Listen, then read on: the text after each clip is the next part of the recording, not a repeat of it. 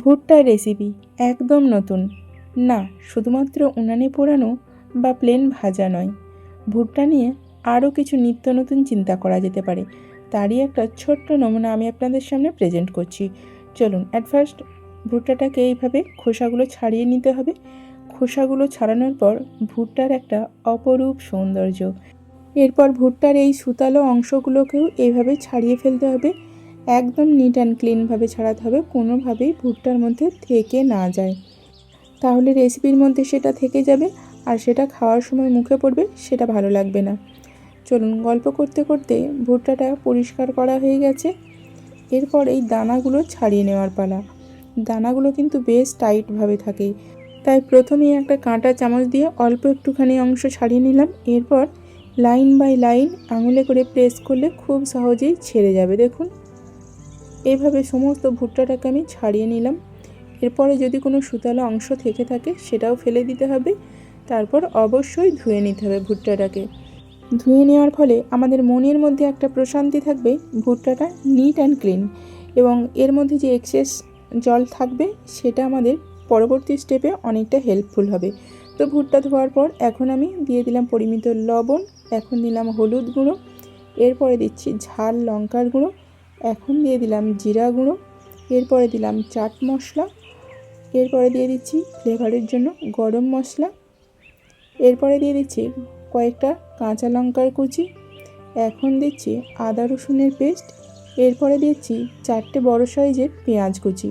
সমস্ত মশলার থেকে পেঁয়াজটা অবশ্যই বেশি করে দিতে হবে। এরপরে ফ্লেভারের জন্য দিয়ে দিলাম কারি পাতা।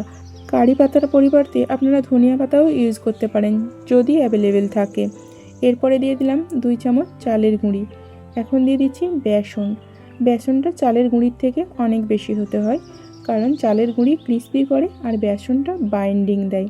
তো এরপর আমি হাতে করে প্রেস করে করে মাখিয়ে নেব। আমার মাখানোতে অসুবিধা হচ্ছিলো, তাই একটা বড় জায়গার মধ্যে ট্রান্সফার করে নিলাম। এরপর দেখুন, এখন পর্যন্ত কোনো রকম জল ইউজ করিনি, যেহেতু ভুট্টা ধোয়ার সময় কিছুটা জল এক্সেস ছিল, সেই জলের মধ্যেই মাখানো হয়ে যাচ্ছে।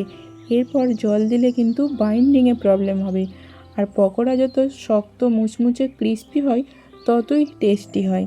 তাই আমি হাতে করে শক্ত করে করে মাখিয়ে নিলাম।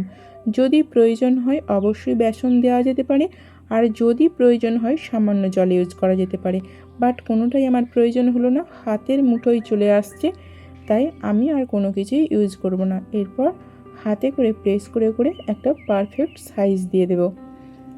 সাইজ দেওয়ার পর কোনোভাবে যদি ছেড়ে না যায় তাহলে একদম মাখানোটাও পারফেক্ট হয়েছে। দেখুন, কোনোভাবেই ছাড়ছে না। এখন উনান জেলে কড়াইটা বসিয়ে দিলাম।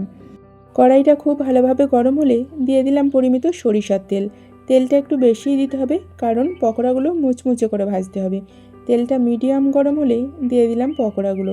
এখানে তেলটা ওভারহিট হলে দেওয়ার সঙ্গে সঙ্গেই জ্বলে যাবে, তাই তেলটা অবশ্যই মিডিয়াম গরম হতে হবে। আর পকোড়াগুলো আগে থেকে একসঙ্গে বানিয়ে নিতে হবে, তা না হলে একটা বানাতে গিয়ে আর একটা পুড়ে যাবে। তাই সবগুলো একসঙ্গে বানিয়ে নিয়ে তেলের মধ্যে দিয়ে দিলাম। এরপর মিডিয়াম আঁচে কিছুক্ষণ ওয়েট করলেই একদিকটা শক্ত হয়ে যাবে বা লাল লাল করে ভাজা হয়ে যাবে, চোখে দেখেই বোঝা যাবে। তখন আমি আবারও উল্টে দিচ্ছি। পকোড়া ভাজার ক্ষেত্রে উনানের আঁচটা খুব ভাইটাল। যেমন তেলটা ওভারহিট হলে জ্বলে যাবে, সেই রকম উনানের আঁচটাও যদি কোনোভাবে বেশি হয়ে যায় তাহলেও জ্বলে যাওয়ার সম্ভাবনা থাকবে। আর জ্বলা পোড়া জিনিস তো স্বাদে তিতা, তাই সেটা কখনোই এক্সপেক্টেড নয়। তাই খুব মিডিয়াম আঁচে এইরকমভাবে উল্টে পাল্টে লাল লাল করে মুচমুচে করে ভেজে নেব।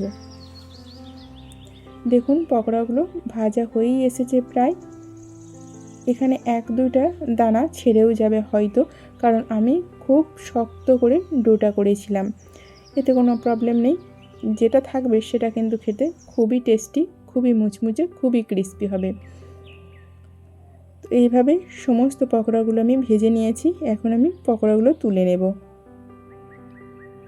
যতটা সম্ভব তেল ঝরিয়ে ঝরিয়ে তোলাটাই ভালো, এতে তেলের অপচয় কম হবে, আর যতটা সম্ভব হেলদি রাখার চেষ্টা করতে হবে।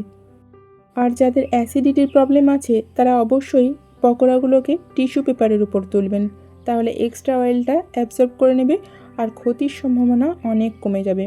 তো পকোড়াগুলো আমি তুলে নিয়েছি, সার্ভ করে দিয়েছি। পকোড়াগুলো এমনিতেই খেতে অনেক ভালো, আর যদি আরও একটু বেশি এনজয় করতে চান অথবা অতিথি আপ্যায়নের জন্য সার্ভ করতে চান তাহলে অবশ্যই সসের সঙ্গে সার্ভ করবেন।